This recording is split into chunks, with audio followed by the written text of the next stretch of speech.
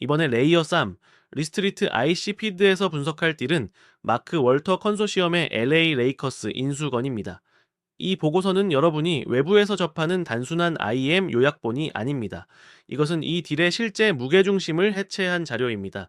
딜의 표면상 구조는 명확합니다. 마크 월터 컨소시엄이 100억 달러의 기업 가치로 LA 레이커스의 이 과반수 지분을 버스 가문으로부터 인수했습니다. 이 100억 달러라는 숫자는 NBA 역사상 최고가입니다. 이것이 이 딜의 첫 번째 구조적 특징입니다.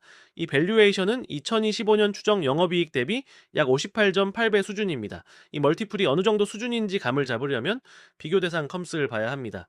2위인 골든스테이트 워리어스 이하 GSA는 62배입니다. 비슷해 보일 수 있지만 치명적인 차이가 있습니다. GSW는 체이스 센터라는 자신들의 아레나, 즉 경기장을 소유하고 있습니다. 뉴욕 닉스 이하 NYK 역시 MSG라는 아레나를 모 회사가 소유하고 있으며 멀티플은 41.2배입니다. 하지만 LA 레이커스는 아레나를 소유하지 않은 임차인입니다. 2041년까지 크립토닷컴 아레나의 장기 임대 계약으로 묶여 있습니다. 이것이 이 딜의 첫 번째 구조적 모순입니다. 왈터 컨소시엄은 아레나를 소유한 GSW와 맞먹는 프리미엄 멀티플을 핵심 부동산 자산이 없는 브랜드와 IP에만 지불한 것입니다. 이들은 에이세트 헤비 기업에 지불할 돈을 에세트 라이트 기업에 지불했습니다. 그렇다면 위원회는 왜 이런 비합리적으로 보이는 밸류에이션을 검토했을까? 단 하나의 이유 때문입니다. 바로 NBA 신규 중계권 계약입니다. 2025년부터 2036년까지 11년간 총 760억 달러 규모의 전국 중계권 계약이 체결되었습니다. 연평균 69억 달러입니다. 이것은 기존 계약의 2.8배에 달하는 수치입니다. 이 760억 달러라는 막대한 현금이 모든 구단에게 확정적으로 배분됩니다. 이것이 100억 달러 밸류에이션의 바닥을 받쳐주는 유일한 논리입니다. 따라서 이 딜의 구조적 무게중심은 경기장 수익이나 티켓 판매가 아닙니다. 그것은 1.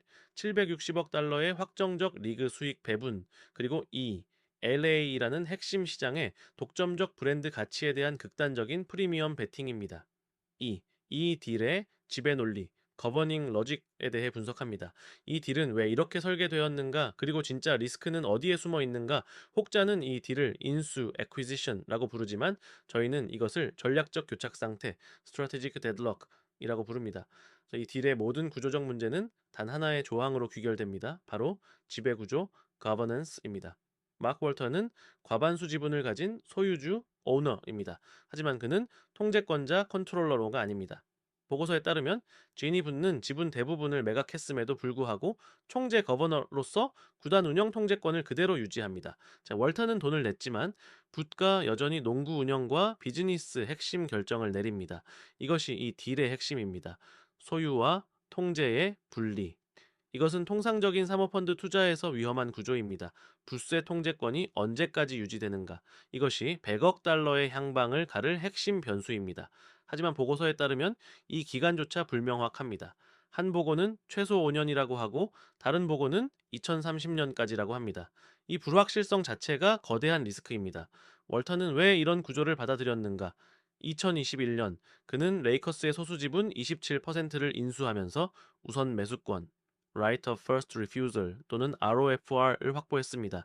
그는 이것을 위해 4년을 기다린 것입니다. 그는 깨끗한 인수를 포기하는 대가로 확실한 인수를 택했습니다. 그는 지금 당장의 통제권보다 100억 달러 트로피 에셋의 확보가 더 중요하다고 판단한 것입니다. 하지만 이 지배구조 리스크는 두 번째 리스크와 결합하며 파급 효과를 일으킵니다. 두 번째 지배 논리는 규제, regulation입니다. 바로 NBA의 신규 CBA, 즉 단체 협약입니다. 레이커스의 100억 달러 브랜드 가치는 어디에서 나왔는지 생각해보면 17번의 우승, 그리고 르브론 제임스와 같은 슈퍼스타들을 막대한 돈으로 영입하는 고비용 슈퍼스타 모델에서 나왔습니다. 이것이 레이커스의 비즈니스 모델 그 자체입니다. 그런데 2023년 발효된 신규 CBA가 이 비즈니스 모델을 직접적으로 금지시켰습니다. 핵심은 세컨드 에이프런, 세컨드 에이프런이라는 제도입니다. 과거에는 돈 많은 구단이 사치세만 내면 슈퍼스타를 무한정 영입할 수 있었습니다. 그것은 재무적 페널티였습니다. 하지만 세컨드 에이프런은 운영적 페널티입니다. 이 한도를 넘는 팀, 레이커스는 25, 26 시즌 이미 초과가 예상됨은 돈을 내는 것을 넘어 트레이드 시급여 총액을 합칠 수 없고 바이아웃 시장 선수를 영입할 수 없으며 심지어 특정 예외, 조항, MLE 사용이 차단됩니다. 이것이 의미하는 바는 명확합니다. 레이커스의 전통적인 슈퍼팀 구성 전략은 이제 불가능합니다. 한번 르브론과 돈치치 등 고비용 로스터를 구성하면 부상이나 노쇠화가 발생해도 로스터를 변경할 수단이 원천적으로 봉쇄됩니다. 팀이 전략적 경직성 상태에 빠지는 것입니다. 실제로 보고서는 2025년 레이커스의 영업이익이 2024년 대비 2,900만 달러 감소했다고 지적합니다. 매출은 늘었는데도 말입니다. 원인은 명확합니다. 신규 CBA에 따른 징벌적 사치세 2,100만 달러가 비용으로 발생했기 때문입니다. 이 규제는 단순한 조항이 아니라 구단의 손익계산서를 직접적으로 훼손하고 있습니다. 이제 두 가지 지배 논리를 합쳐보겠습니다. 마크 월터는 1. 전통적인 슈퍼스타 모델이 만들어낸 100억 달러의 밸류에이션에 돈을 지불했습니다. 하지만 2. 그 슈퍼스타 모델은 신규 CBA 규제로 인해 이제 불법화되었습니다. 그런데 3. 이 문제를 해결하기 위해 구단 운영을 바꾸려 해도 지배구조 문제로 인해 제니부스의 통제권이 끝나는 2030년까지 아무것도 할 수 없습니다. 이것이 마크 홀터가 스스로 걸어 들어간 구조적 함정의 실체입니다.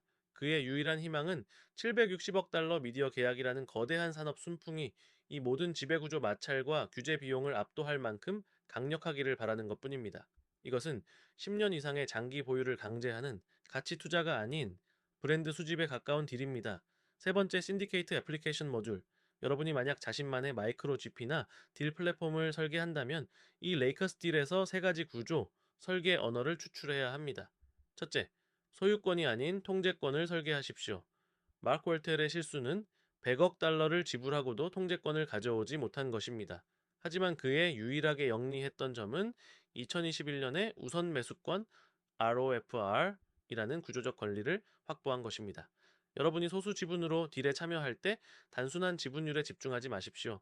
주주 간 계약 SAAA 상해 택 알롱 동반 매도권, 드럭 알롱 강제 매도권, 그리고 가장 중요한 ROFR을 확보하는 데 집중하십시오. 지분율 퍼센트가 없어도 이 권리 조항 하나로 딜 전체를 통제할 수 있습니다. 둘째, 규제 리스크를 손익계산서에 반영하십시오. 레이커스의 비즈니스 모델은 신규 CBA라는 규제 변화로 인해 하루아침에 지속 불가능하게 되었습니다. 여러분이 플랫폼 비즈니스를 설계한다면 여러분의 CBA는 무엇입니까? 그것은 구글의 검색 알고리즘 변경일 수도 혹은 애플의 인앱 결제 수수료 30%일 수도 있습니다.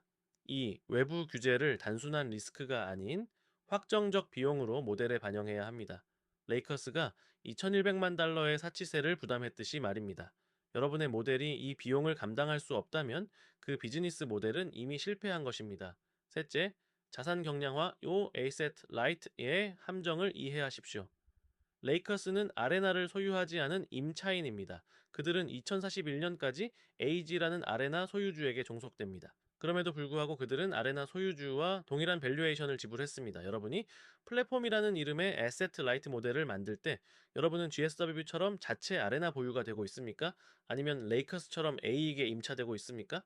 여러분이 핵심 인프라, 예를 들어 서버, 결제 시스템, 물류를 소유하지 않고 임차하고 있다면 여러분의 밸류에이션은 그 임차 리스크만큼 할인되어야 합니다. 왈터는 이 할인을 적용하지 않았습니다. 이 구조를 이해한다고 해서 PE에 들어갈 수 있는 건 아닙니다. 대신 이 구조를 이해하면 스스로 신디케이트를 설계할 수 있습니다. 우리는 문 앞에 서지 않습니다. 우리는 문을 설계합니다. Structure Syndicate Restricted IC Feed and